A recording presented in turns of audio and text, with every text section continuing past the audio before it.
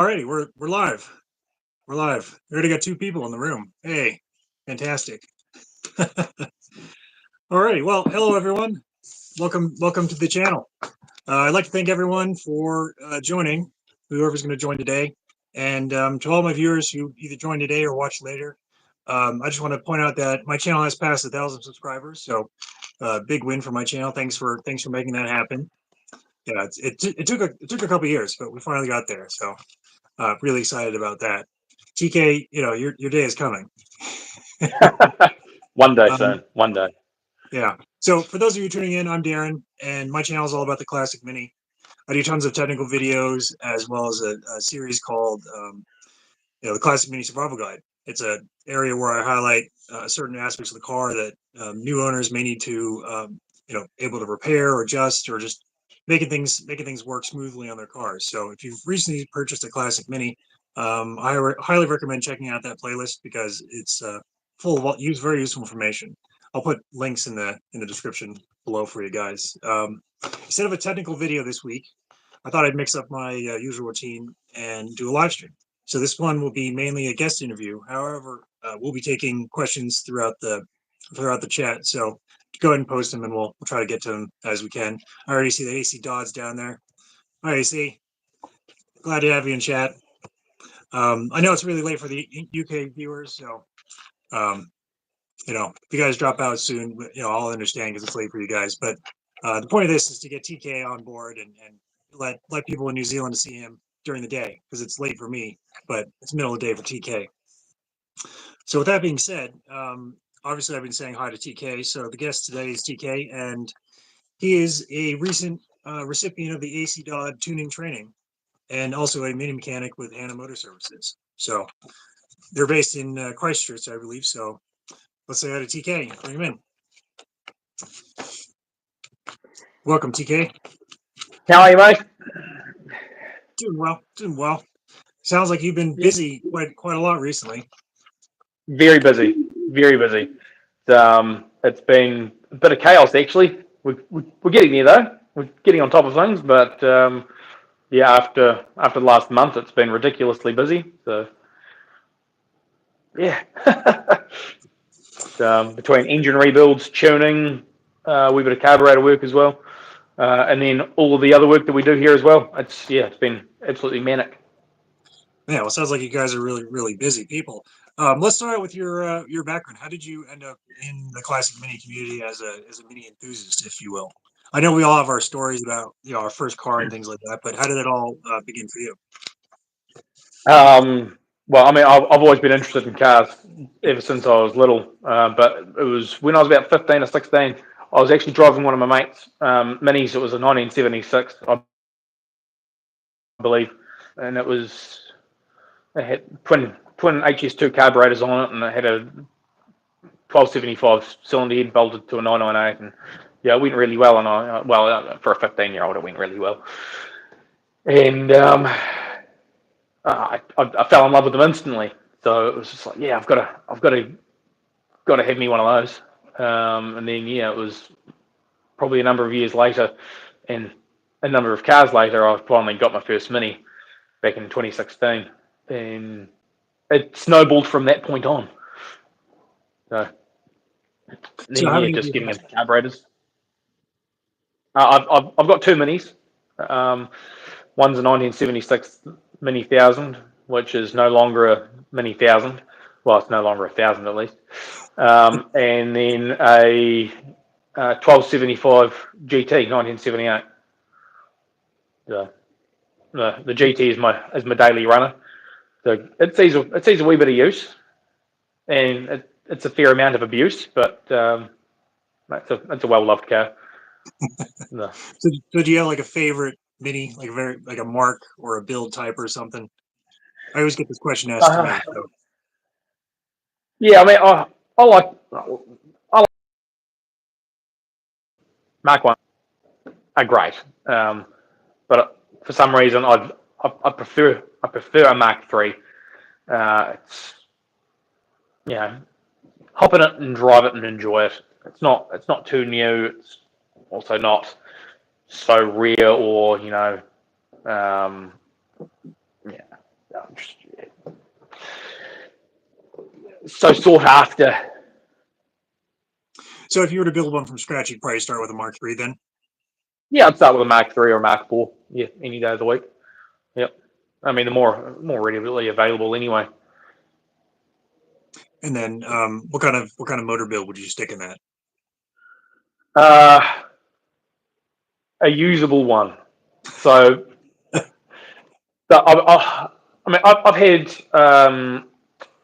a standard 998. I've had a worked 998. Talked to AC about this one a couple of times, and he just laughed. It's just like, why did you put a 286 cam into a 998? Lack of knowledge is why. I've had a 1397, and that snapped its crank shortly after. That was, that was probably the lack of knowledge on that one as well. I tried my best on that one, but I did give it a very short lifespan before I even put that in the car. But now I'm running a 1149. Oh, fun. With a 12.5 cylinder head, 2.8 HS2 carbs, and it's got oodles of torque. So that's what I've been working on this morning, getting that dialed in. I'm pretty confident that I've got that one sorted out. So I'll be able to go and enjoy that one now. But yeah, if I was going to build one, it'd be a probably another 1149, or with torque. Yeah, Not torque. chasing horsepower numbers, because torque's what you use. Well, you certainly spent a lot of time working on them, so I figured you'd have a dialed-in build by now. Especially if you daily Yeah. them, you kind of understand. It's like, okay, I need the horsepower in this range, I need the torque kind of in this range, I need the gearing to be like this because this is the roads that I drive on normally. Yeah. It was the 998 with the 286. There's a road around here. It's called Evans Pass, and I was driving up there, and it was second gear by the time I got halfway up, and I was like, oh, this is disastrous. It's not even a steep road, which made it really embarrassing.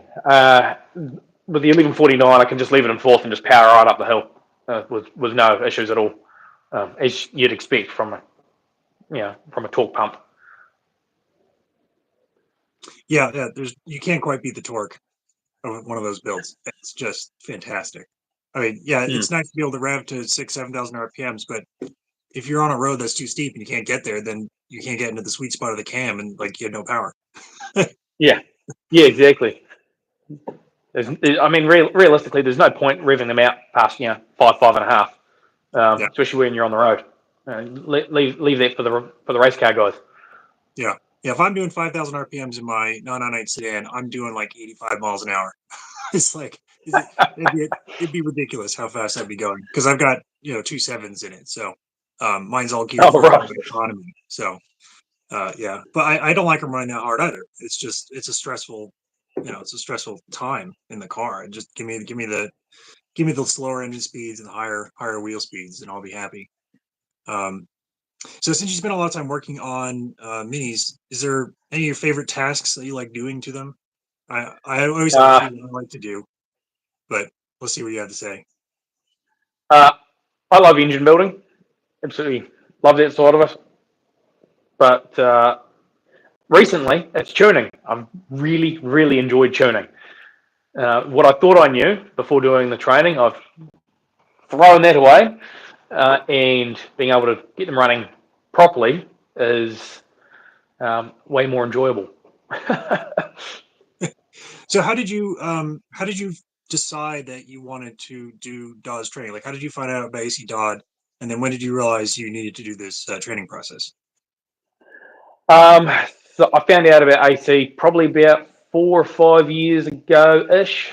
I was just stumbled upon his channel, started to watch some of the videos, and as I've said to AC, I was one of the naysayers. It was like, oh, there's no way in hell you can tune a car like this without putting a load on it, and just nah, no way. And it wasn't until probably at the start of the year, Keith Calver put a post up, and also AC put a post up regarding spark plug colours and that I think it was about March they put a post up. And it's kind of where I looked at myself and I was like, I want to be where these guys are when it comes to tuning. Obviously, I'm still in the learning process after having done the training. So AC's got a few more years on top of what I've got. So that's where I kind of decided that I needed to get that training under my belt and start doing tuning properly. Yeah, for those of you who don't know what it is, it's a 2-day course. I have to train TK, but AC will do training if it's in his time zone area. It's a 2-day course where we go over how to set up an ignition system, all the aspects of the ignition system itself, distributors, wires, plugs, etc., how to get them tuned properly for whatever the power output is of the coil that's attached to the car or the distributor. And then the second half of it's all about carburetors and fueling and getting everything to just work properly. It takes 4 or 5 cars to do, and it takes a wide variety of cars to do. So it's a very thorough course, if you will. But at the end of the day, you end up tuning a bunch of cars at the end of it. So it's not like you're just sitting in a classroom learning. You're actually doing it while one of us are doing, either video chat or in person. In AC's case, he gets to do it in person. But it's a very, very interesting process. I signed up to do it several years ago because I realized that I was running into a plateau of knowledge. I just couldn't get the cars to run right. I could feel there were times the cars would run right, and there were times that they didn't run right. So I knew that the power output was there. I was just not getting access to it. I couldn't figure out why that was.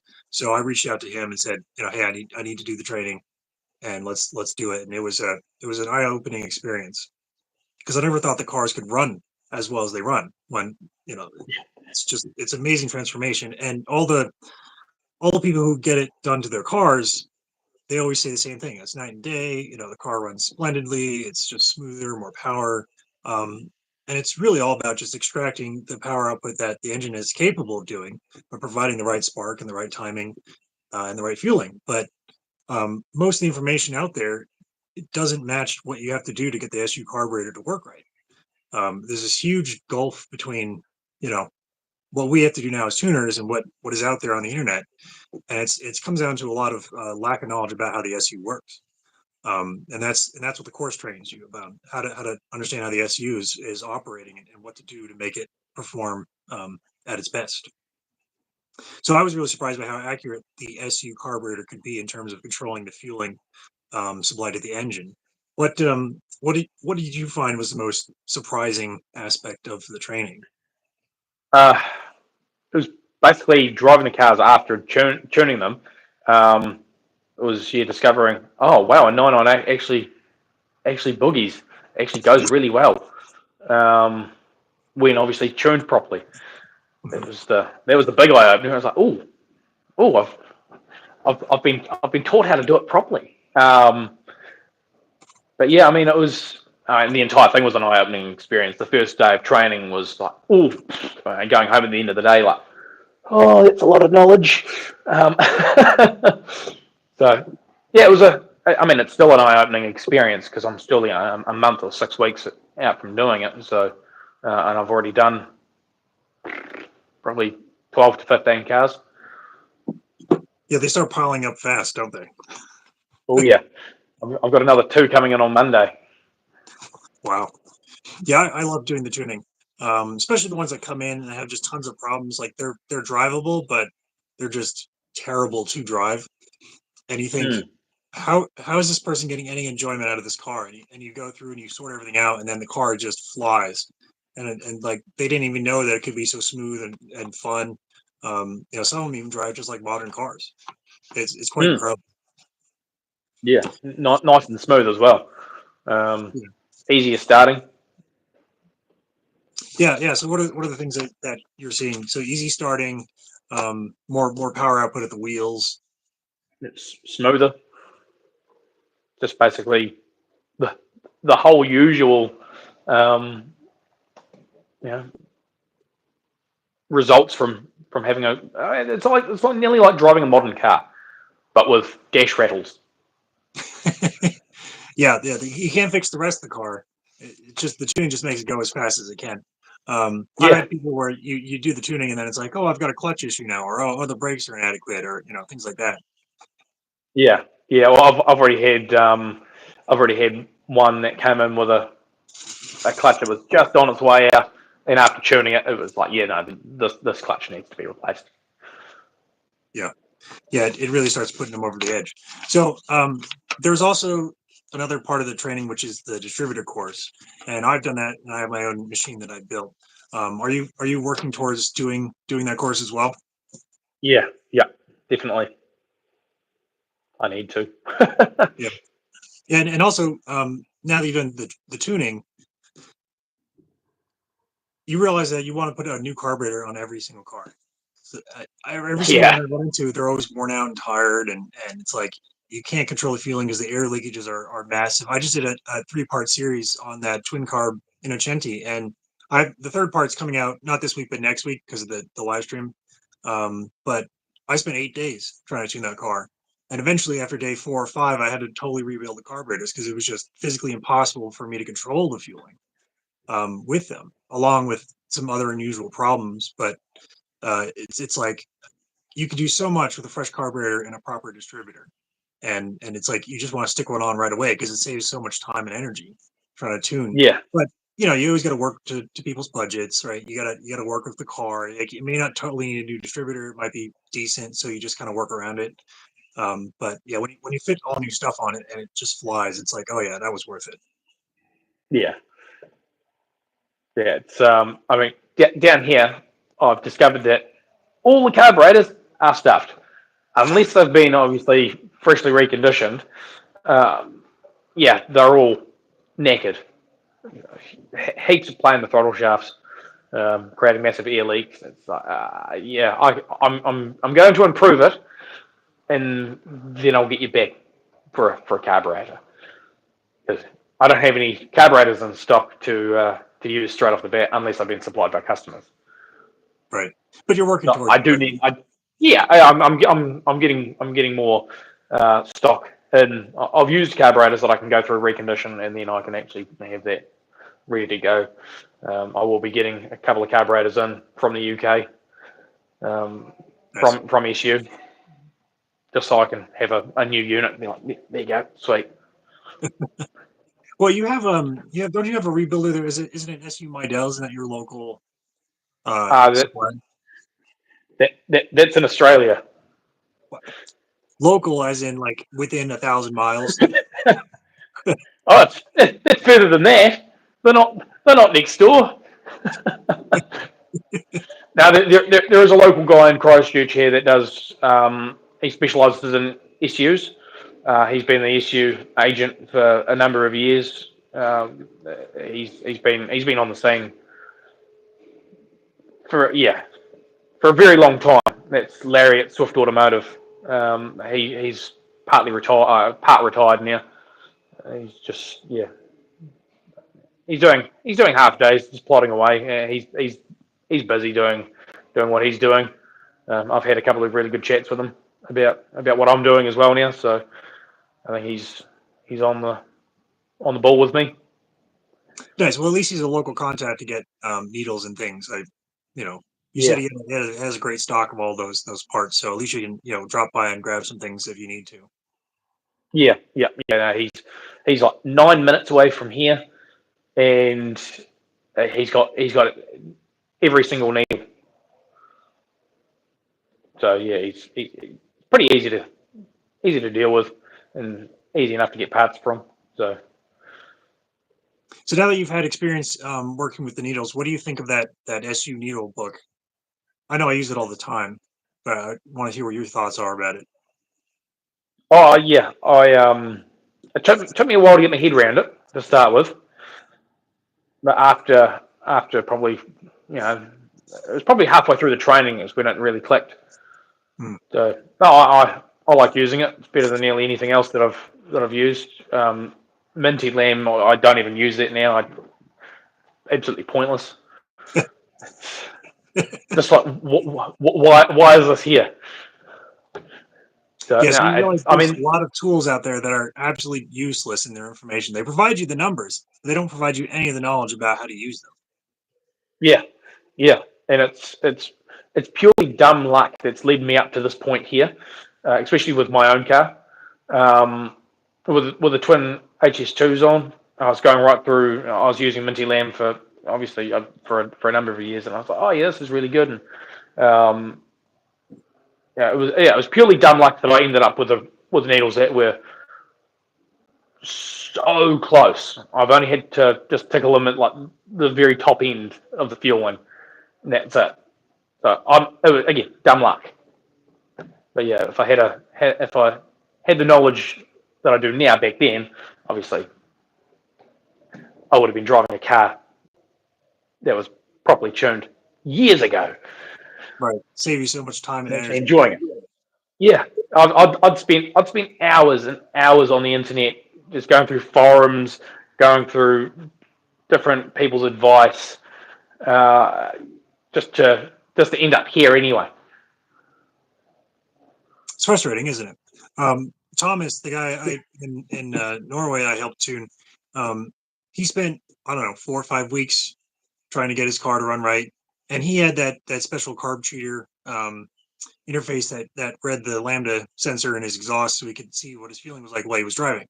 So he could see the fueling effects that he was, changing. Like he was changing needles, and he could see what was happening via the gauge, and he could look at it on the computer. And every single time he got a recommendation for a needle, he would fit it, and he would get nothing right out of it. It would make things worse. And he kept seeing, okay, well, what about this needle? What about that needle? And he'd stick him in and he'd watch the gauge, and it just was a complete disaster for him. And he spent weeks working on this of his free time, which he doesn't have a lot of. And so he finally gave me a call. He's like, I can't figure this out. I need help. So we did a remote tune, and within 2 days, about 6-7 hours ish over a period of 2 days, we had the car totally sorted out. And not only was it sorted out, but he didn't need to use the carb cheater as the carb cheater function. So the carb cheater it's like an air valve that bleeds air into the intake. So you can program it to, if your car runs really rich, you could just have it bleed air into the intake. But he had bought it mostly as a data logger, but its intended purpose was to help people who can't get like big, V8 engines to run right, to try to lean them off a bit. And we tuned it so well he didn't even need to use the carb cheater functions at all. It was Yeah, running pretty much lambda one most of the way through the rev range, but it also, he put his foot down and the car would accelerate properly up a hill. So, he basically just doesn't use it anymore because he doesn't need to. So it's very interesting, what happens once you've gone through the training and the tuning. And this brings up the topic of the DIY crowd and people with like in forums and stuff. So is there something that you think that either they should stop doing or learn to do properly in order to keep their cars on the road? Because I see a lot of problems, and it's just irritating. But let's see yeah. what you have to say about it first. Um, I've been guilty of this. I used a Gunston color tune years ago, and it's the one thing that frustrates me a little bit. Like, yeah, it's great to get it in the ballpark, but it's not usable for the rest of it. Idle is basically it. Um, and, people being like, "Oh yeah, I've used a Gunston color tune to set the mixture, and yeah, it's great now. And look at my spark plug." And um, it's white. Now, I've got a comment here from AC. Darren, the video is a private apparently. Oh, interesting. Well, let's see if we can figure that out. I don't know what else to do to change that, but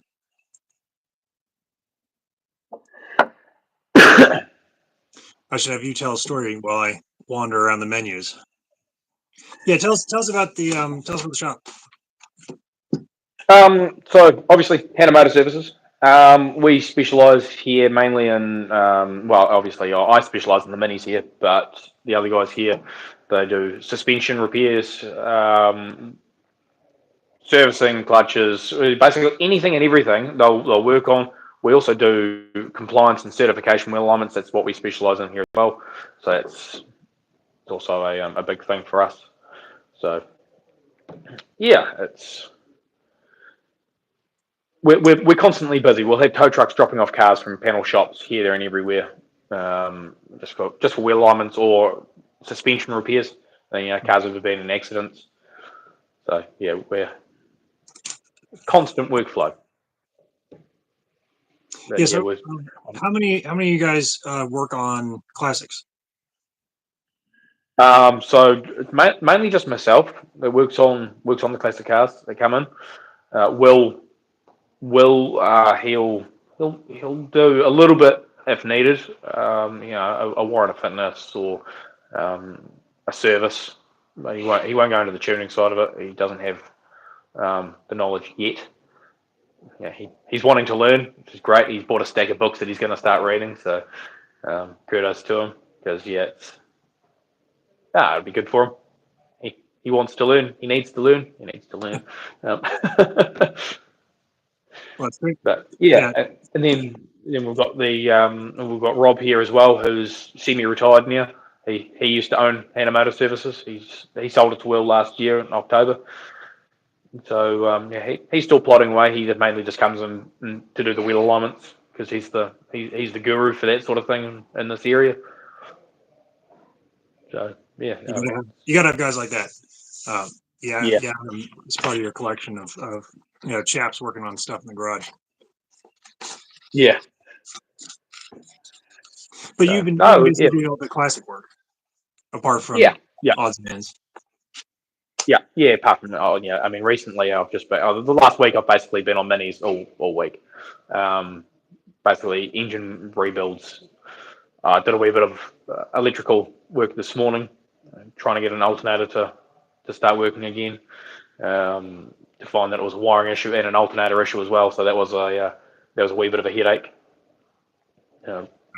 Someone had wired in a bulb in line straight off the alternator, and then straight to the coil, which made no sense. I'm like, snip, and then the alternator started putting out some, but not all. So then it got a new alternator, and it started putting out 14.2 volts. I'm like, yep, sweet. I can now do the tuning on this car. Yeah, that voltage is really important. Hang on a second. So, for those of you watching in chat, can you check to see if the video status has changed? Because I've gone and changed it on my phone, but I can't leave the live stream and then come back because I'm the host. So you'll have to tell me if it's changed its status on the internet. Yeah. So voltage in terms of coil and ignition, like to me, it's absolutely king. You get the voltage right, you get everything about the car right in terms of its performance. Yeah, it's one of those things that's often overlooked is how much power is the coil actually getting. Right. It's the most important. One of the most important things. Make sure you're getting a good supply voltage. Yeah, good supply voltage. The battery needs to be at its peak. Essentially, what's the battery voltage at? Like, as you're starting the car and you're having to spend 10 minutes charging the battery up, well, the car is going to struggle to run because all the power is going off to the battery. But it's like, there's all those points of contact between the battery and the solenoid and the coil, and of course through the ignition circuit itself. It's like if you lose a whole volt of just voltage through that system, that's a huge loss. So I'm always fitting bypass wires and things like that to get the voltage up on the coil because it's so important, especially at higher RPM. Yeah. Oh yeah, definitely. Yeah. It's always the first thing I do. Anytime I do tuning, it's like the very first thing you start with. It's like, what am I getting voltage wise? Yeah. What can I do with it? Yeah. Make sure that side of it's right, because if that side's not right, there's no point continuing. Because, well, your core's not getting power. Your plugs aren't going to be getting power. You're not going to have a clean burn to start with. Right. And it also applies to other aspects of the car. I've got a couple of electrical videos that I've planned some point in the future here. One of which is related to lighting and voltage and power output of headlights. So it's the same concept. You're just a standard load, right? But yeah, if you don't have the grounding right, you don't have the supply voltage right of the bulbs, you're not going to get the power output of the bulbs because they're not getting the right voltage. So I've got a couple videos I've been working on. Actually, that reminds me, I do have a sponsored video coming up where I have an LED lighting company wants me to do some lighting reviews for some of the bulbs. So I get a chance to test out some of their H4s in my Clubman. I'm going to do the upgrades onto that car because I like the sealed beams on my Red Mini, but the Clubman's doesn't have sealed beams and the lamps have suffered moisture damage, so I need to replace them anyway. So I'll be able to pop in some LEDs and give them a test. Nice. So that'll be kind of fun. First company that's solicited me to do a product review. So I figured, well, I might as well incorporate it into the video I already had planned on doing, and just wrap it into that one video. I'm a little impartial. I kind of like the seal beam. I like the way they look. I like the chrome reflectors. I like the just the style. Of course, they're the most common lamp over here is a seal beam for cars of that area. But I also prefer the color spectrum. I'm very particular about the color of the light itself. So we'll see how it goes. I don't have them in my hands yet, so I'll let you know once I've done it. But yeah, like even then with the LEDs, like they use a lot less energy to produce light. But if you have a grounding problem, they're going to flicker tremendously fast. Like they're very, very sensitive. So even the LEDs, you gotta make sure you have proper grounding, proper voltage supply, etc. Yeah. Well, the issue here in New Zealand is our warrant of fitness inspections. Most cars aren't actually allowed to have. Cars aren't allowed to have retrofitted LED headlights. So we've got to be really careful on what car has what lights. So yeah, it's kind of a tricky path through that one. Yeah, and that's why I was really curious to test theirs because I want to see what kind of cutoffs that they produce because I'll be able to shine them against my wall and look at the standard beam pattern using a standard halogen. One of the things that they talk about is their chip placements being very accurate in terms of where the original bulb filaments were. So they talk about being able to maintain the crispness of the cutoffs. They also have some part of it that's adjustable that you can kind of tweak it as you need. So I'm really interested to see what it is that they have and how it works. But yeah, if I put them in and the light is just all over the wall, then that's not an improvement. That's a hindrance to other people. So I'll leave them out. But if I can maintain the crispness that I got with the halogens, then to me that's a win. Less voltage consumed and brighter lighting with maintaining the cutoffs. Yeah. I put a car on a beam setter a while ago and it had LEDs on it, and instead of the nice cutoff, it was just a. It's like, what are you trying to achieve with this? It's like, no, this isn't an improvement. You're actually annoying people driving towards you. Yeah. But anyway, that's an aside. So that video will come out at some point here in the near future. Nice. So one of the things that I struggle with the owners of the cars is that I can never convince them to drive enough on these cars, and I know that letting them sit is one of the biggest problems you can have with any carbureted car because of the fuel issues. And we've talked about using fuel stabilizer to maintain the fuel, but even if you stabilize the fuel and you don't drive the car, eventually the car just deteriorates. Do you have the same kind of problem over there with owners with these cars?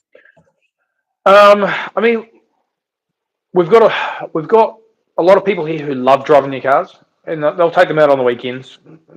Most weekends, in fact. We've got a lot of car events on in our particular region. We had it was coffee and cars at Cranford Street this morning, and here in Christchurch. The first Sunday of the month, we've got the Customs Car Club breakfast. So I mean, there's plenty of opportunities for people to get their cars out anyway. But then there's also those owners of cars that you only drive it to get it inspected once a year or twice a year. It's like you need to drive your car more often than that. Yeah, and that's frustrating. Yeah, it's not even just starting them. Like you got to run through all the systems, work the brakes, work the clutch. Keep the wheel bearings fresh, keep them rotated. Like the tires need to be moved. Yeah, it's amazing how quickly a car deteriorates if you don't drive it. But yet people feel like they can't drive their cars because they're out of tune, or for whatever reason, and they just sit, and that's a huge hindrance to the quality of the car.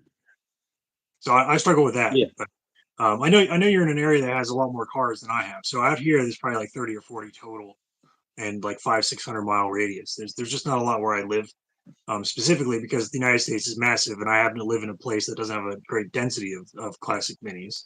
There also weren't that many sent over here to begin with. So you're in a different area. You've got cars all over the place, I believe. Yeah. Oh, I mean, they were built here too. So, um, you know, we've got heaps of them, and not just minis. We've got Triumphs and MGs and Jags, and Yeah, we got those too. we've got we've got the American cars too. I think we've got more American cars, more classic cars per capita than what you guys do, which is baffling. But I mean, we also get a lot of cars from the States here that are just absolutely clapped out. It's like, oh, why did this even get imported? I mean, That's like my elf. but Like, why did someone ship this rusty elf all over the ocean to get it to the United States when it's just a pile of rust? yeah, yeah. Here's your car. So with all those cars, then what's the local club like then? Local club's really good. I mean, I'm a wee bit biased because I'm the Canterbury mini club captain. So I've got to say it's really good, but at the same time, no, we've got a lot of runs on. There's probably 2 to 3 runs a month at the moment. So we probably get about 20 cars. Between 10 to 20 cars on average per run. So no, we can have a pretty good turnout. Yeah, that But sounds really good. even just the classic car scene here is really good as well.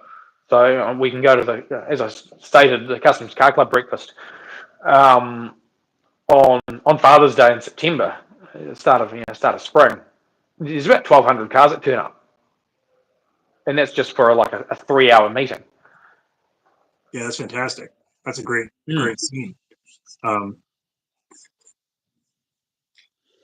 Ask a question there. I've probably tuned about 12 to 15 cars since doing the training. And it's what, about 3 weeks, 4 weeks? How long has it been? Uh, Feels like a lifetime now. Well, it was like mid-July, so it's been about a month. Yeah, been about a month. So yeah, I'm getting a steady flow of them. But yeah, they're all in different various states of running to start with, and yeah, I'm enjoying tuning them. It's great. Now, that first batch of cars, was that mostly just club cars? Yeah, most of them have been club cars. So just from the local Canterbury Mini Car Club, just from posts that I put up. So yeah, I haven't had too many from different regions yet. I did put a post up the other day on the NZ Mini owners page and the Classic Mini page, and uh,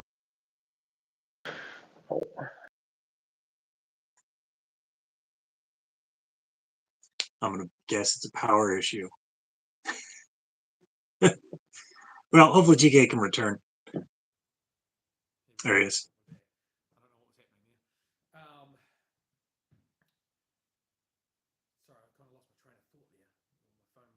Yeah, we don't have any audio for you, TK.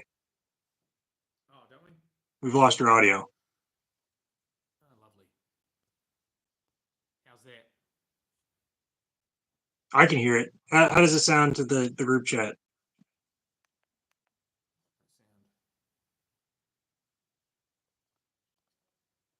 Yeah, I'll tell you what, I'll kick you out and rejoin.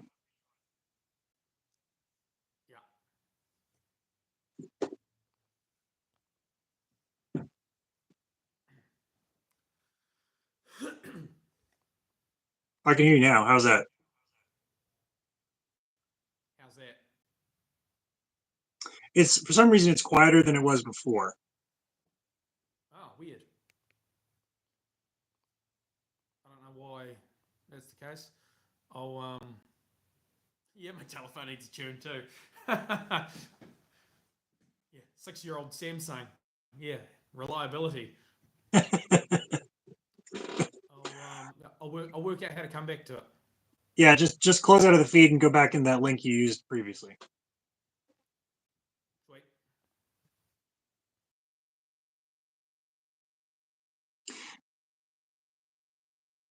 So I'll have to figure out how to set up the video to not be private. Obviously, being the first one, it's always a learning curve, but it should be interesting the next time. So I would like to do more of these interviews with other members of the YouTube community and mini community. So if anyone has any suggestions, send them my way. People I like to talk to. Okay, here he's coming back.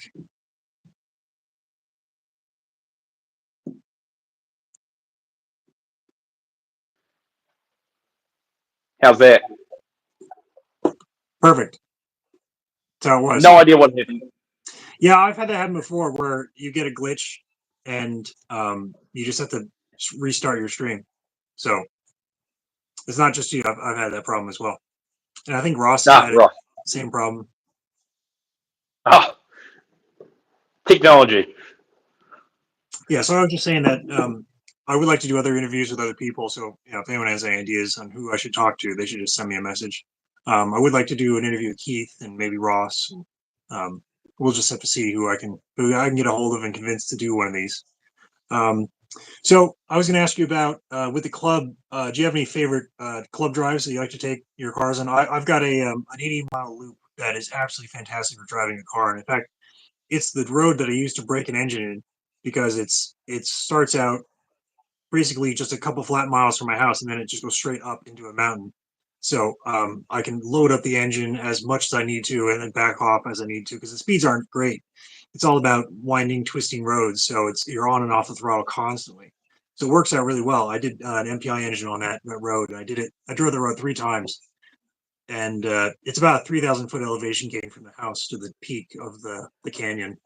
So it's a lot of fun. But I'm sure you have really, really fun places to drive out there. We were all familiar with the famous Lord of the Rings series. So Yeah, well, there's one of the drives I enjoy doing is our Arthur's Pass run up into the mountains. So it starts off as maybe maybe 80 or so k's of flat straight road, and then by the time we get to Springfield, it's all windies from that point on, going up into the mountains. I mean, there's nothing really to do in Arthur's Pass, but it's the drive that's the most enjoyable bit, and just the general banter from the rest of the club as well. Just being able to park up and have a yarn, and then turn around and go home again. I mean, by the time you've done that drive, it's 5-6 hours. oh, sounds like Have a a lot of tank of fun. fuel later. Yeah, yeah. Speaking of which, have you started getting any kind of miles per gallon figures out of some of the cars that you had tuning on?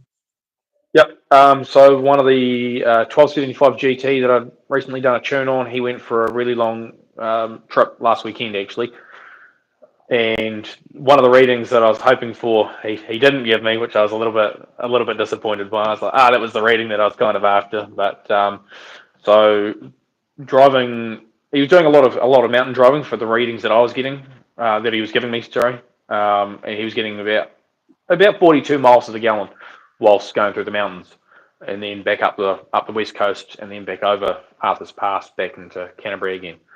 So I think he did pretty darn well to get that sort of mileage Are in those that sort of area. imperial gallons or what Yeah, gallon size? imperial. Yeah, Okay, yeah, yeah. Just so we're clear, yeah, it's not the smaller U.S. gallon; it's the larger imperial gallon. yeah, yeah.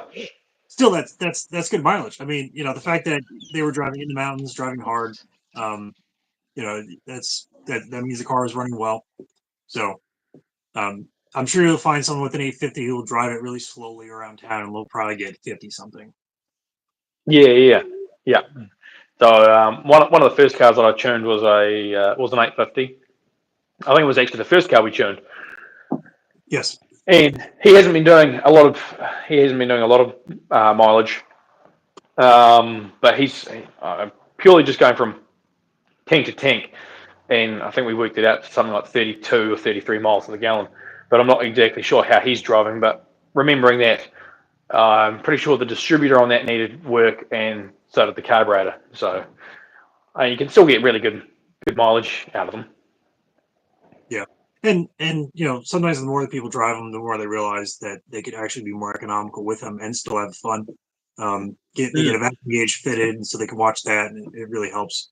I recently did some tuning on my car because I've talked about this before, but my red Mini got 45 US, which was 54 imperial gallons, and on a trip but I was at a lower elevation, and when I came back home, I was only getting like 38 US, so like 48, 47, something like that. But I went up a couple thousand feet in elevation, so I was losing my efficiency. So I did some retuning work, and I was able to get it back to that 45-ish miles per gallon again. I built a custom vacuum unit for my distributor to get better vacuum results because I realized that at my elevation, I only have 80 kPa of atmospheric pressure instead of 100. So my engine is only capable of producing so much vacuum, and it's down from what sea level would produce. So I needed a vacuum module that reacts faster than the standard one, so that I can get the same amount of vacuum advance, but at a lesser manifold vacuum. So that's been a fun experience. I have a video about that at some point, but so far I've been able to at least recover the mileage that I'd lost by my returning home. So it's been interesting to experiment with that. But yeah, it's my car is kind of built to be efficient, so it's got the narrow tires, runs a 276 diff. It's a 998 standard compression engine, but at this altitude, it's kind of like an 850, sort of, in terms of its actual capacity. Everything about the car is pretty much just standard, straight. No cambered wheels, no flares. And I've got it strung out as lean as I possibly can get it without having it misfire. So I'm really pushing the envelope on this car. In fact, I don't know if I'll actually be able to finish the testing before the engine finally gives up, but I've already got one cylinder that's burning oil pretty badly, and it's just like I have to move my spark plugs around to keep it clean because that one cylinder burns just a little off, and the rest of them are clean. So I just, like, instead of replacing that plug, I just move it around and get it cleaned off again. It's number three. It's always number three that always has the problems. So that's the one. In fact, I think when the engine gets really hot, it actually burns more oil, and it's throwing my sensor off. So Oh no! like I'm getting 54 miles a gallon out of a worn out engine. So it's You're possible. just showing off now. Yeah. But the thing is, I haven't had to sacrifice anything about the car. Like if I put my foot down, off it goes. I'm not creeping through traffic. I'm just driving it normally. But all the fuel efficiency testing that happens is usually at steady speed, which is the most efficient point for the engine. So I got 42 miles per gallon US doing 70 miles an hour. So that's like 51 or something, imperial miles per gallon. But it's like I just did 70 miles an hour for hours on end because it's a couple hour drive from where I live to where my club usually is. So just jump on the highway and off you go. And so a lot of my numbers are somewhat higher than normal just because of the sheer distances I have to travel. It's all highway speed. But it's just going to show you that with proper tuning, you can get that. And do you have any of the injection cars out there? Do you ever run into like the MPIs or the SPIs? Yep. Yeah, we've got a whole bunch of them in the club. Okay. Well, if you ever get a chance to get one and stick your tuning kit on it, you'll notice that they run 1.2 is pretty much their standard fueling for most of their RPM range. Warm up choke is actually 105. So that's how efficient they are because they run a really high power ignition system. The MPI car runs a coil pack with I think it's a 0.4 coil. So that extra bump in power output gives you that much more efficiency out in terms of the burn. It's really interesting. Oh, right. It's really interesting. I haven't even got that far into looking at an SPI on that side of things. Well, I always use my tuning kit to check the SPIs because you never know what the computer is doing because you can't really look at it. So whenever I have to do repair work, I stick on my tuning kit and go, okay, is this computer doing what it's supposed to be doing by verifying the exhaust readings? And I'll know right away. Like if there's a vacuum leak, I'll see it on the gauge. The gauge will read too rich or something. So it's my way of checking the computer is working by verifying its actual exhaust gas output. Oh yeah, yep. And I've done it enough times where I just know, okay, this is the normal range for an MPI or an SPI. But when I was doing the engine break-in for the MPI, I absolutely had to have the kit hooked up because I didn't want it to go rich at all. And that's when I learned that 105 is it's choked warm-up enrichment phase. And that just blew my mind. I was like, 105, that's really lean for the rest of these cars. They're barely running at 105, and yet here it is. That's its enrichment phase.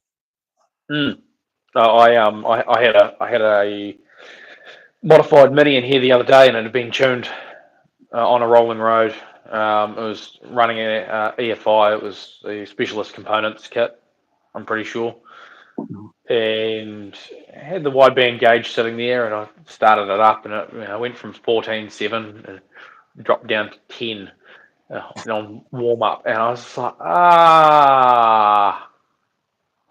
10. and it sat there for ages, and then it creeped up to 10.8. By the time the car was at operating temperature, it was at normal operating temperature, I should say, it was at 13.8, 13.9. And it's like, well, it's got a massive distributorless coil,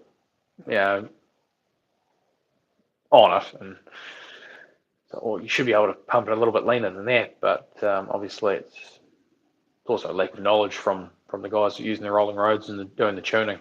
I don't exactly know how they tuned it, if they were, just foot flat, or if they were actually doing it for the road.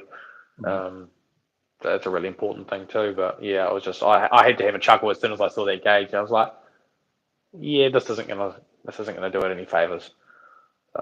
Yeah, you never know exactly what it was tuned for, but you hope that it could eventually be leaned out. I don't. Do you watch anything with Classic Mini DIY Cole? His channel at all?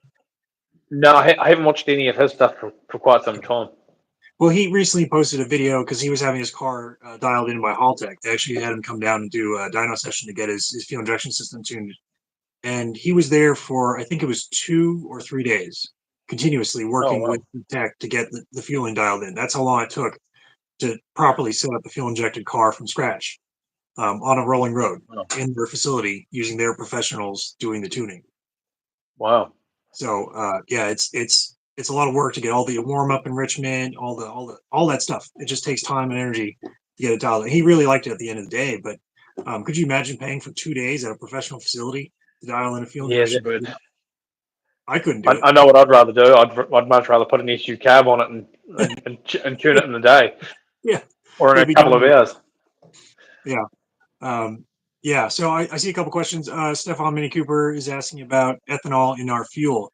Yes, we have ethanol in our fuel. We apparently like to grow lots of corn, so we have ethanol as up to 15%, I believe, is what we have in our state. The fueling at my state's a little bit different because I'm at high elevation. I'm at 5,000 feet or higher. So we actually have lower octane supplied to us because we just can't use the high octane fuel. So I think like 95 or something octane is the highest we can get, unless you buy like race gas. But we have up to 15%, and we also have to have special fuel for winter because of our cold climate. So we have a winter blend and a summer blend, and they do run a little bit differently on the mixes. So we do have the ethanol fuel. Also, I see that Stefan's asking about the 123. Yes, I've played with the 123s with the Bluetooth. I like how they operate. I just don't like the fact that they don't run a powerful coil. They run a 1.2 or something coil, and I want like 0.4 or better. If I'm going to do a programmable ignition system, I want to switch to that. So, my sound keeps dropping out. Okay. Yeah. So you want a high power ignition coil for starters. I mean, because I've got a CSI distributor on my own car, and that's running a 3 ohm coil, and that's what it states to use on it. I didn't know this until I'd done the course. That I actually want to, want a better ignition system on this, and just because the Dizzy's electronic doesn't really mean much. So if the coil can't provide it, Yeah. Do you also have the ethanol fuel in your area? yeah, yeah, we have ethanol. I think it's 10%. That came in the mid 2000s. The only fuel we don't have ethanol in, I believe, is our 100 octane, but that's got a whole lot of other products in it as well. I'm not a big fan of using it because you can smell that one coming out of the exhaust, and it's got this tang to it that kind of gets in your throat. Yeah. So Yeah, all those additives really aren't great. yeah. So, we're here doing a live stream, and you started doing tuning videos on YouTube. So, Yep. tell us about what other stuff do you have planned for your channel? I'm basically just going through the tuning on them. This week I tried getting as much footage as I could with time, permissible time at least for the engine building side of it. But this week just got so busy and I got carried away that the camera only left the bag like twice or three times. I was just like, so here's the block, here's the finished result. And I was like, damn. So it is a case of picking up the camera a little bit more. But yeah, it's what you'd expect, and hopefully expect to see on my channel a wee bit more of is just general repairs here, there, and everywhere. Just I'll try and get as much as I can, depending on time restraints, really. Yeah, the more footage you have, the more editing you have to do. So Yeah, it's a slippery slope. yeah, it is, because my last video it was only a 20-minute long video, but it still took me 3 hours to edit it. I was like, oh damn. Yeah, it's incredible how long some of that stuff takes, or you have to reshoot certain aspects of it because it doesn't come out right on camera. Yeah. There are videos I have that I've tried to do, I don't know how many times, and I finally just gave up trying to shoot them. I'm like, I can't do this one or that one, or like the footage never looks right. Or I just struggle sometimes to do them. Sometimes it's like 5 or 6 different takes, and I just like, nope, can't do No, it. not feeling it. No, all right, Yeah. in the bin. Sometimes Yeah. it's just one take, works great. Yeah, I think that's basically how most of this week's been for me. But I'll get there. Oh, AC says he's got to All go. right, All right, AC, good to have catch you. you later, AC. So one of the things that I noticed that you got a new camera. It looks really nice, Yes. the new camera. But what's the deal with that? So this is an Action 5 Pro DJI, basically a GoPro's competitor. Mhm. No, it's just a run-of-the-mill camera. It's not really much to say on that one. It's got the 2 screens on either side, so it's actually really easy for using it towards myself, so I can actually see what if I'm actually looking at the camera properly. See, AC. But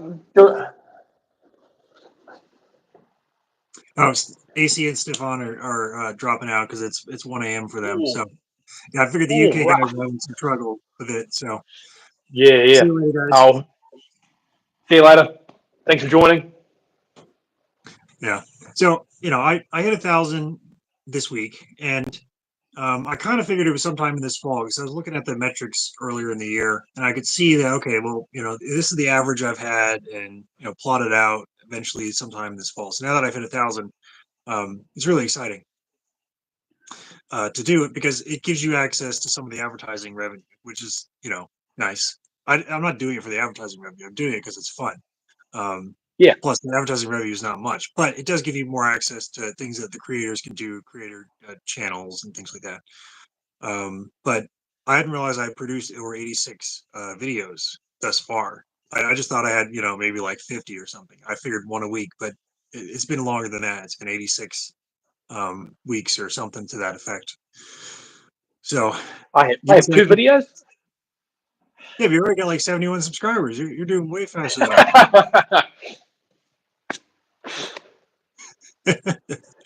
Yeah, it's a slow haul. It's a slow haul. When you hit 500, you can do things like the supers, super chat, which is a feature that I think is activated on this one, but no one's set a super chat thing yet. There's other things like memberships and things, but again, I just do the cool videos. Technical Yeah. videos, classic mini survival guide. Here's how to do stuff that you should know how to do. Uh, the the thing with the choke, I did the choke video because I just got irritated one day. I was like, do you guys not even know how to Oh, use the choke? How do you start oh, this car? You pull it out. It's like what? and leave it out. That's what you do. You pull the choke out and you leave it out and you drive it to your mechanic and you Yeah, the blow the plug's head still out. gasket. It Yeah. frustrates me as well. I actually had one in, was it last week? This week? It's all a bit of a blur the last 2 weeks. And it was just running so poorly. And, they've driven it here with the choke all the way out. It's just like, no, no. Yeah. Well, that's why I put that audio clip in there as well, because it's like this is a clear sign from the engine. But if you're not tuned Mm, into how it sounds in the first place, you'll totally miss what it's saying to you about too much choke. yeah, So that's why I did yeah. that video. It will tell you what it wants. You just have to listen to it. Yeah. One of the things that happens for me when I do the tuning is that I usually have to tell people to relearn how they operate the choke because Yeah. they don't understand that the carb runs totally differently now and it's going to be more efficient. Therefore, you probably run a bit more choke initially, but come off the choke as soon as possible. Mm, yeah. Basically get onto that sweet spot and then onto the warm up. Yeah.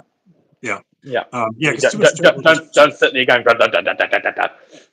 no, it's unnatural for the engine. It'll just ruin an engine. Well, you've seen plenty of Yeah. ruined engines from bore wash issues. Perhaps. Yeah. There you go. Broken piston ring. Yeah. And the melted landing as well. Oh, yeah. Yeah. Terrible. Yeah, there you go. So That's a classic example of bore wash right there, damaging a this, piston. this this one was out of a 998 that I rebuilt last year. Oh wow, 1 year. Oh, Yeah. So that was about November or December last year that I'd rebuilt the engine in that. That's when obviously this piston came out of it. mhm. So yeah, that was a fun one. But yeah, that was actually another reason why I got onto AC Dodd's training. I was actually getting sick of pulling engines apart because of this sort of stuff. You know, bad tunes. Yeah, I think it's a piece of ring. So yeah, it was one of those things I was just getting fed up with. I'm just like, yeah, no, I need to get this sorted out for people because people are spending so much money on engine rebuilds when they could just be spending a fraction of that getting their car tuned properly and actually enjoying them. Yeah, and enjoying them safely, knowing that they're not going to be Yeah, damaging the engine because the feeling is right. yeah. So that I mean, yeah, tuning's often not cheap depending on the state of state of health of what the car's already at when it comes to me or yourself. Um, but it's certainly a lot cheaper than getting your engine rebuilt. Right. And if Yeah. you leave it for too long, then obviously you'll be getting your engine rebuilt and then a tune on top, or two tunes because you're running in tune and then every Yeah. day run of the mill. Yeah, you got to run it really lean for that break in, and then you can open it up a little bit once it's past that phase. But it's amazing how quickly you can ruin a brand new engine with too much fuel. It just happens so fast. And Mm, then that's it. You got to start over. You got to take the engine apart, redo the rings and the hone and all that stuff. I mean, yeah, okay. If you ruin an engine within the first 1,000 miles, it's not like you're redoing the cylinder bores to the next size over. You're just having to refresh it. But it's still yeah. frustrating to go through all that work to tear an engine apart just because it had too much fuel, right? Mm. It just doesn't make any sense. Now, since you do so much engine work, how much of that's in house versus like a local machinist? As of lately, we've just been. I'll do all the assembly, but I send all the machining away to Mhm. to a company here in Christchurch, does all of that for me. They mainly, I mean, Mini engines for them are modern. So when I walk in with an engine from a 1970s Mini, they're like, oh yes, something modern finally, because they're dealing with Ford Model A engines and that sort of stuff. So Wow. they're well versed in the older engines. So it's good to know that I'm getting the right job done on these engines that I'm building up for these customers. It's fantastic that you even have that resource nearby. Whenever I walk in, they look at it like, so I brought in some sort of unicorn. They don't understand what it is. The valves are too small. The chambers are too small. The head's weird thick. Like they just freak out. And the head that I have sitting here on the bench, this behemoth here, 6 months is what it took for them to skim it, fit valves, slightly oversized intake valve, and new guides. 6 months. So this head arrived back 2 weeks ago. This is for a 998 that I'm building up at the moment. It took them 2 weeks That would be to reasonable. go. Yeah, there was to go through everything on that. I actually sent them a cylinder head a week ago, and it failed the vacuum test, completely zeroed on the vacuum test. So Wow. the valves weren't sealing at all. And it was one that I actually had in for a tune. I was like, there's something not right about this. It's just, I'm not happy with this. I said, it's either going to be the carburetor, it's going to be either the ridiculous, the camshaft you've got. There was a couple of factors there, but I was just like, I'm not happy with the cylinder head. And then the head gasket blew. Mm. So, okay, all right, perfect time to get the head off, get it sent away, and they just found a list of things wrong with it. So, okay, well that's confirmed it. So that car's actually coming back next Saturday for me to go over and recheck all of that. So that'll be Could the be a new next one, car. fun one. It'll be driving like a new car. Yeah, yeah. It's just a 1293 with an Evo 1 cam, but HI 44. Nothing overly special, but should go incredibly well. But the fact is, it didn't, and it was kind of frustrating me. It was frustrating the customer, and we're just trying to work out why it was acting like such a pig. Yeah, it's interesting when you run into those weird worn out head cars because they act like a cammed engine because they get Yeah, reversed in the gas flow, and it makes no sense on the gas analyzer, the sensor. And it's like, why is this so um it's wildly fluctuating on the gauge, and then you drive it, it's like it drives fine, but then as soon as you stop or idle, it just goes crazy. And yeah, the last car I had to deal with, I fit a brand new Dodd carb, an HIF, so it had throttle shaft seals, and it had the same problem. I'm like, it can't be a problem with the carburetor. It has to be some other fundamental functional problem with the engine. So I finished the tune. I had to do this one for emissions. That was the emissions one, oh and yeah, yeah, it barely passed the idle test. So my fueling was perfect, but the head was just so badly worn that unburned fuel was just getting passed through the valves into the exhaust and screwing up the readings. So he took it apart. He had mismatched valve. He had mismatched springs and keepers, and like the head was just a mess of just random parts somebody had thrown together to put the head together. And on top of that, all Hmm. the seats were toast. So he did a kind of a quick and dirty rebuild because he has another engine he wants to use. And he improved the performance greatly by improving the valve springs and whatnot. But it's interesting what happens when they start losing their sealing capabilities because they get really Hmm. finicky. Yeah. Well, it's basically as you said, it's like a cammed engine. It's providing its own basically its own overlap that's ridiculous because it can't seal. Yeah, yeah. But as soon as you start driving, it's fine because it's got the Yeah, gas flow and it's just scavenging it out of the block. So yeah. yeah, So yeah. It's always that'll be an interesting one to get back. yeah. It's going to drive differently. I mean, it's going to be a lot smoother, a lot quieter. It's going to have more performance. So I'm sure they're going to love it when they get it back. But yeah, 2 weeks. That's a good turnaround time for a head. I'm very Yeah, jealous.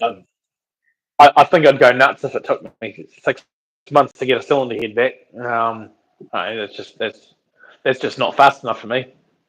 There's there's good, there's cheap, and there's fast. Then unfortunately, I've got the good and fast. Yeah, I would have paid for fast, whatever it costs. Yeah, You just get it done. Same thing yeah. with this engine. Well, The engine, same project. It's been going on since November. I'm just getting the block back from its second cut to match to fix the compression ratio problem it had.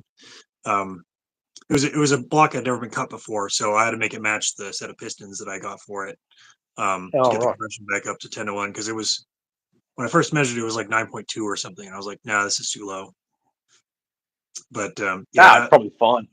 yeah, well, it started out 10 to 1. That's a factory block on those SPIs is about 10 to 1, 10.1 or something. So I didn't realize the new pistons are about 40 thou shorter than the standard Oh, factory ones because they're designed for blocks that have been cut a few times.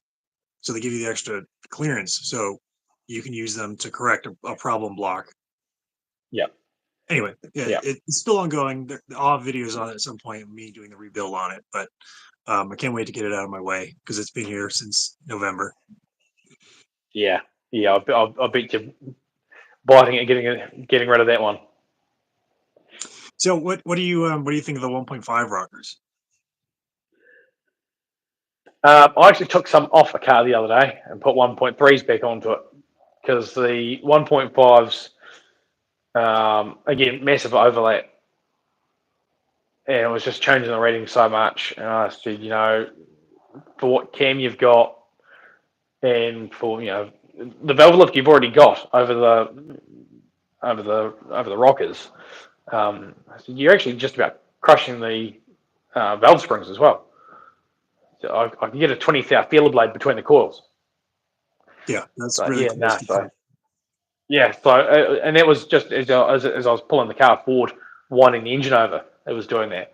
You imagine that thing sitting there running on 3,000-4,000 RPM. That spring's just completely compressing. Yeah, So it's like, nah, get rid of them. It's not suited for this car. I mean, they're great on the right car, but it's you've got to put a lot more thought into it. Just like just slap 1.5s on it, it'll be fine. It'll be great. Give it so much more power. It's like no, you've actually got to think about this. Like, what are you wanting to achieve, and what other parts have you already got in the engine? It all needs to work as one, not this item needs to work against this. yeah. I find that people when they stick the 1.5s on, the engine doesn't last very long. The Yeah, cam just can't handle it. And of course, if you're doing it on a worn engine, then that's different than if building a fresh build. But yeah, I see a lot of cam lifter issues from those 1.5s. So this yeah, engine I'm building now is getting a set of 1.3s. In fact, I have a set of 1.3s from AC Dodd over there that I'm planning on using at some point. Um, but yeah, I don't advise the 1.5s for people who just stick them on their cars. You gotta yeah, reduce a lot of the spring rates to make them work. So it's frustrating. yeah, And it's yeah. so easy. You spend $200-300, you buy a set, and the way they show up in a box, roller cam, roller rockers, all that stuff. Yeah, you get the performance output, but at what cost? Yeah, yeah. I mean, you put in all this extra load on all the other components at the end of the day. Um, you're actually just shortening the life of your engine anyway. Just Yeah. because go fast bits. Let's just bolt more parts on. No, go fast is get tuning first, and then go faster.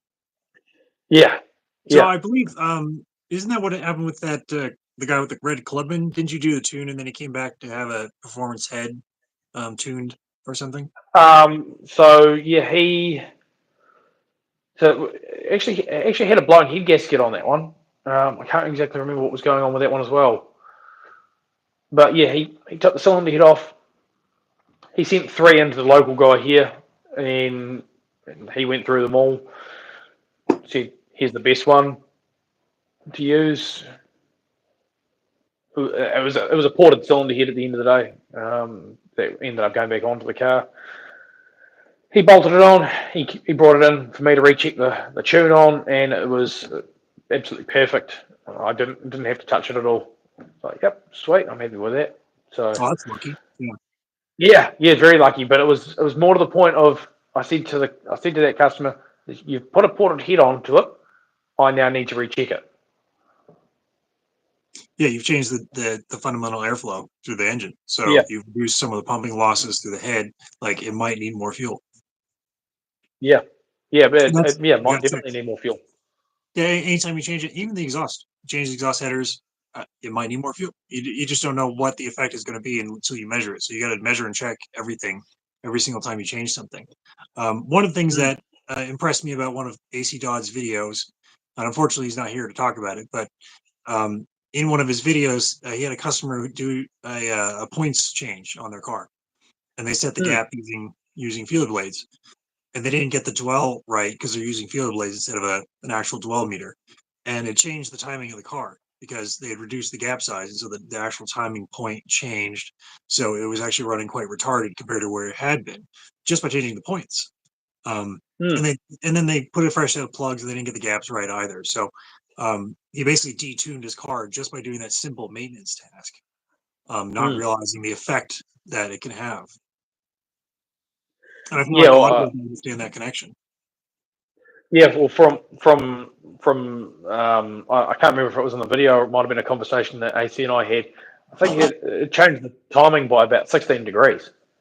Yeah, that was the one. Yeah. A huge difference.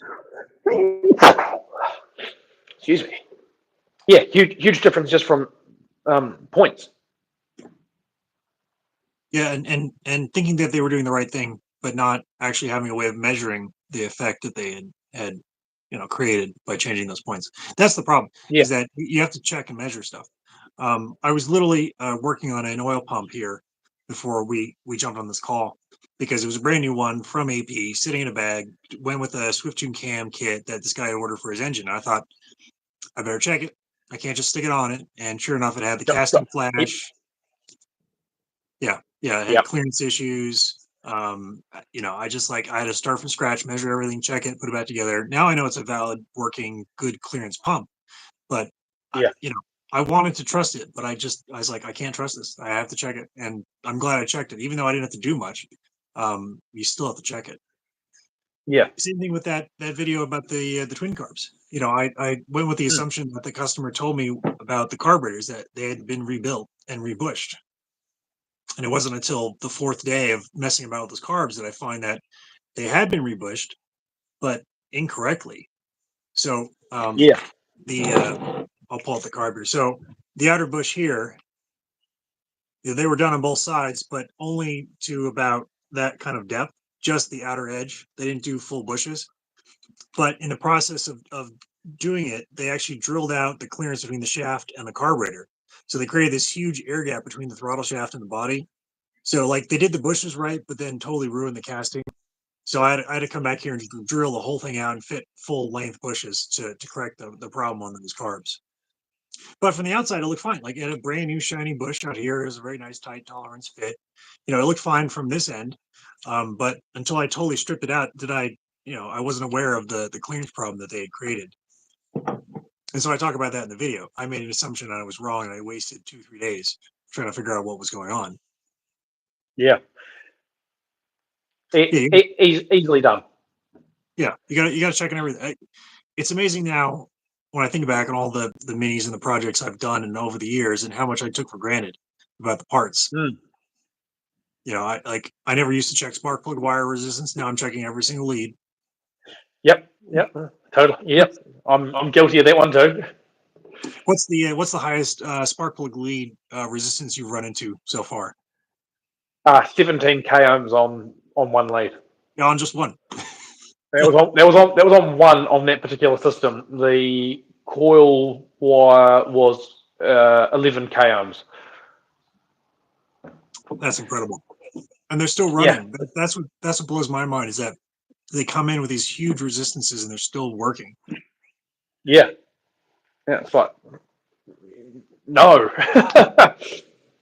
Straight away. New set of leads. New set of plugs. Start from fresh. It was actually a post I put on Facebook. I was holding a lead up, and it was actually, it was up on end, holding itself there. I said, yeah, it's a pretty good indicator that it's time to replace this. Yeah. The insulation starts breaking down, gets stiff. Yeah. Yeah, if you can hold up your spark plug lead and it stands on an end, it's past due. Yeah. So I think I would recommend doing leads every couple of years if the car sees a decent amount of miles per year. Um, Yep. but even then, if you never drive it, the leads are going to die anyway, whether you drove it or not. Yeah. So you might as well drive it and enjoy it while the parts are fresh. Yeah. Exactly right. No point putting new parts on a car if you're not going to drive it as well.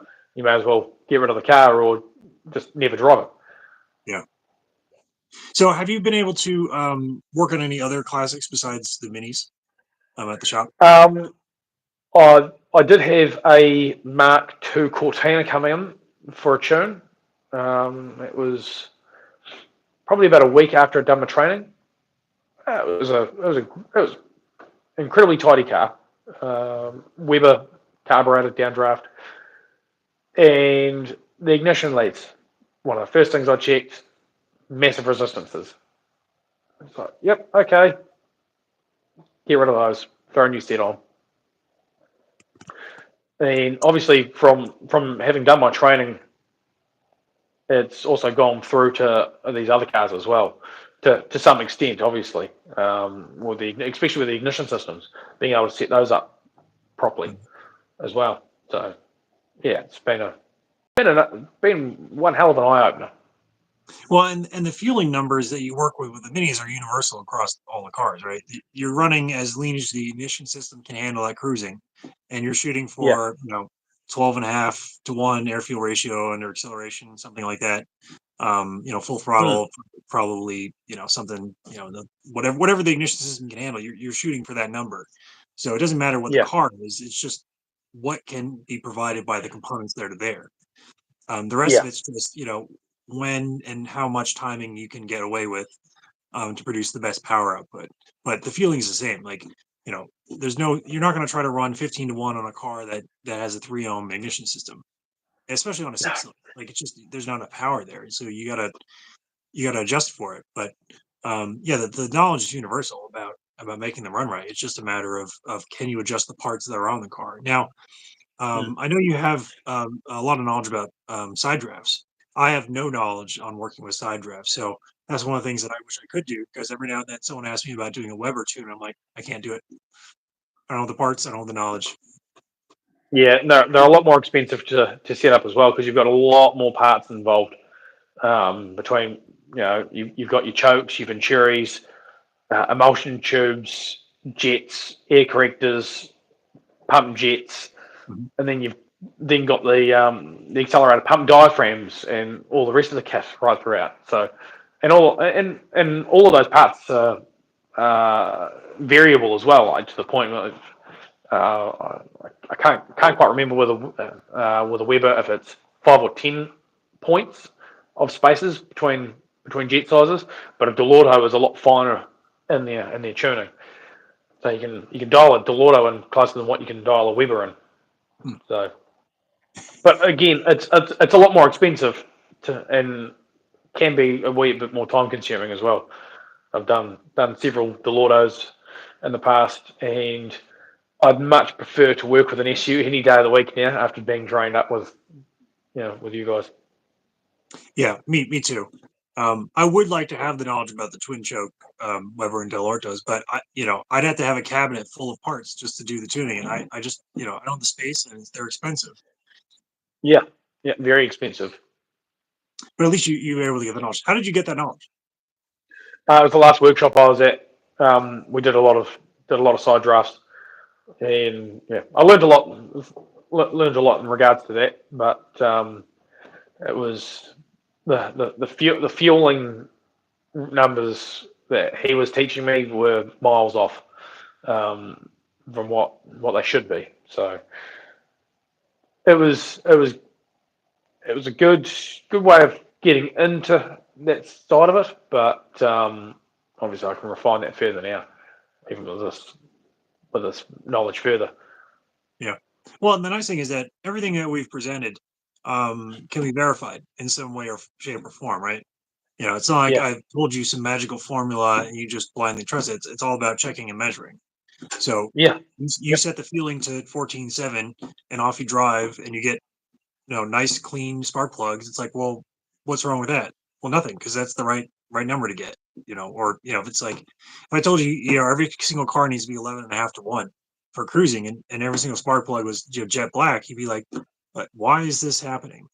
But Yeah. it's all about checking and measuring and monitoring and understanding how the cars work and how they run, and just you can verify what we're saying by the results that you're getting.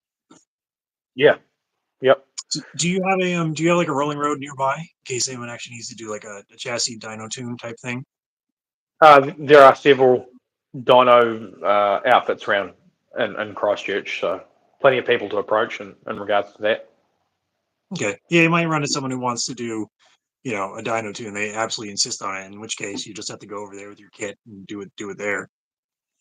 I haven't had anyone ask me to do a dyno tune because mainly I can do most of the tuning through this process, and the cars work great. On that twin carb car, I did fit the sensor into the exhaust header, so I could do a driving test. The twin carbs are obviously the ones that need the most fussing over, and so it's nice to have the sensor in the exhaust. So if anyone's wondering about twin carbs, the only way I'm going to do the tuning is having the sensor fitted into the gauge of the dash. And they need to be fully rebuilt before I even touch them. Why is that? Yeah, I don't know. Maybe losing a whole week of my life. It doesn't really help. But you've done more twin carbs than I have, because there's very few of them out here that are floating around that need tuning work. And people just don't approach me with twins saying, we need you to do tuning on these. Most people have single carbs. So you've had quite a bit of experience. What like 6, 7 cars?